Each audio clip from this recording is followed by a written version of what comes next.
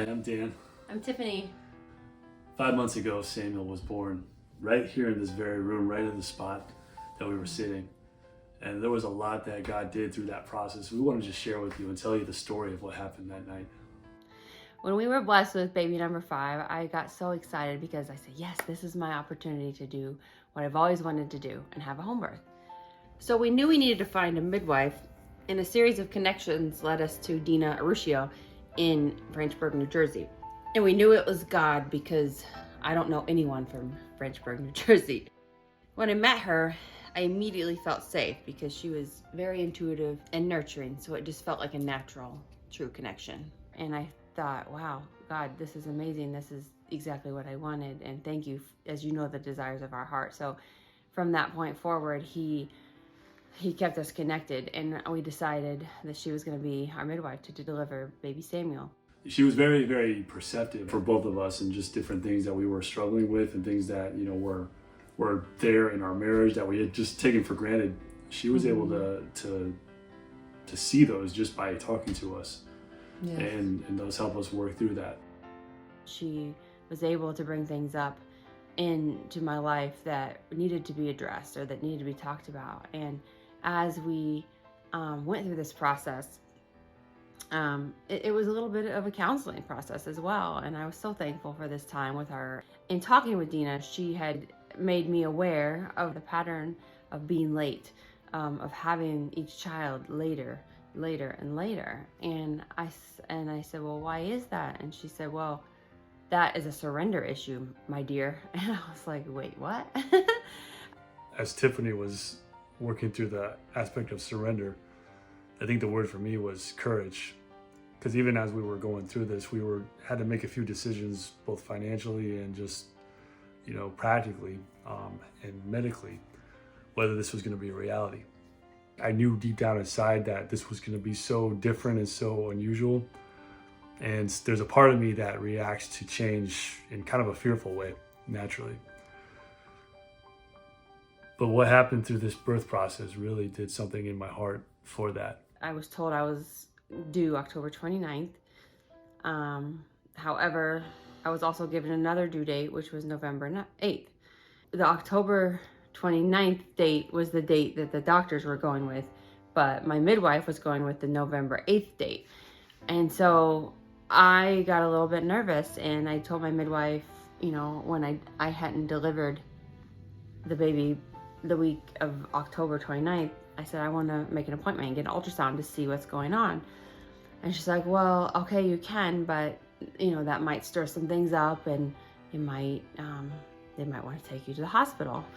I said, okay, well, I'm just going to make the appointment, and we're just going to take the risk and see what happens, and I'm going to pray and trust God that it's going to be what it's supposed to be. So she said, okay. So we had this agreement, and that was November 9th that I made that appointment for.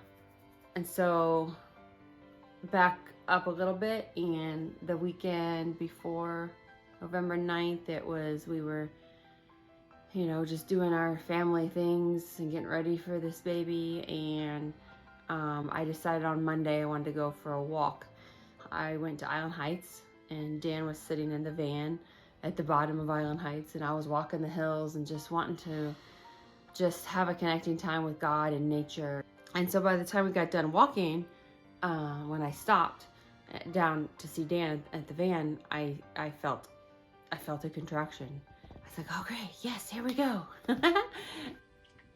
So the night that Samuel was born, it was the night of November 8th. I had taken Luke to basketball practice. Luke was so excited about his first basketball practice. So he's like, Mom, can I go to my basketball practice? Or are we having the baby now? I'm like, no baby yet. So yeah, you can go.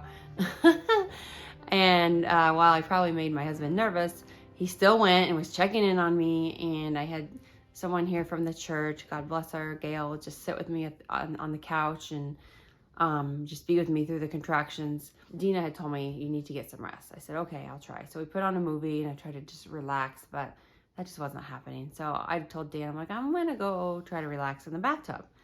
So I go in the bath and just try to relax. I put some lavender in there and just try to just have some relaxing time with some worship music. And I was in there maybe half hour. And then I come out and sit on the couch and they start picking up a little more. I'm like, all right. So then I told Dan, I think you might want to start getting the tub ready. But I said, okay, I'd really like to just labor in the tub just for a little while to see if it would help with the contractions. I went ahead and got in and just to relax and just move around and just to try to get the labor pains to be minimal. And at that time he called the midwife and he told her what I was doing. She's like, oh, no, she needs to get out of the water because the water has to be a certain temperature, and I don't know if you guys have tested the water. So I'm like, oh, no, we haven't. So I went ahead and got out. And but as soon as I got out, I felt like instant contractions. And I didn't say anything to Dan because he just went to get another towel to get things ready, you know. And by the time he ran out, within 10 seconds, he went out of the room. I was yelling, Dan, he's coming. But I have to hold him in until Dina gets here. And he's like, okay. And he like came back in the room, and he's like, no, Tiff, we just gotta do this. You just gotta do one more push. He's already halfway here. One more push. Earlier in the night, I had gotten this overwhelming sense that we're gonna have to experience something that we haven't before. We're gonna have to exhibit a level of faith and confidence and courage that we hadn't before. And B, that it's gonna be all right. And sure enough, when I heard her say that, I knew this was gonna be the moment. The midwife's not gonna make it here on time. It's just gonna be Tiffany and me delivering this baby. I got into the room and Tiffany said, I gotta hold the baby in. So you can imagine the adrenaline that's going, the heart's racing. And so as she was saying this, I said, Tiffany, we're gonna have to do this. You're gonna have to squat and we're gonna have this baby here, just you and me. And so she did. And she delivered the baby, and I was able to hold Samuel for the first time, just Tiffany and me. I'm standing at the end of the bed, squatting like a typical squat, and before I knew it, he was out. Like, it was literally like 2 pushes. I couldn't believe how fast it happened, and I wasn't quite ready for that moment, but God was there, and he had Samuel, and Dan was there, and he caught Samuel. So it was a very pivotal moment for us, because we were able to do it together and to be there together. It was such an awesome moment. It was scary, yes. But looking back, I don't think I would change that for anything. Even if somebody made me an offer to go back in time and rearrange the circumstances, I would still make it so that I could be the one to be the first one to see Samuel and to welcome him into the world. And I think that's something that we're going to share that nobody can ever take away from us. There was just nothing like it, to pick him up and just hold him in my arms and just feel his little heart against mine. And we had Dina on the phone, and when she got here, the first thing she said, she's like, congratulations, Tiffany, you did it. You delivered an on-time baby. He was on time because look at this beautiful white vernix on his skin. I was like, oh yeah, wow, no, I've never seen that. Because I've never delivered a baby on time. They've always been late. And so she's like, congratulations. And I was just so excited that, wow, he was truly on time. And who am I to question God's plan, first of all, and to just truly know what surrender is. Like, and I have to say, like, it's taken me 39 years to really learn that. And we hope that this story blesses you, because we believe that God, throughout history, throughout the Word, is in the process of taking people and putting them in situations where they don't think that something's possible, and He makes it a reality.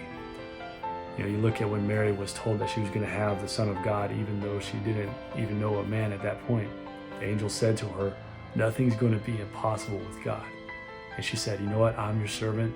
Whatever needs to happen, let it be done.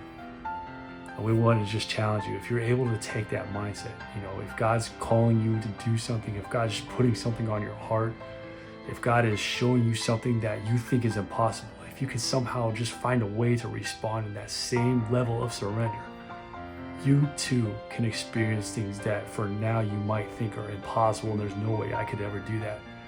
And you can come through that experience and say, I would never trade that for anything in the world. And thank God for giving us the courage, the surrender, and for putting us in a position to be able to do that.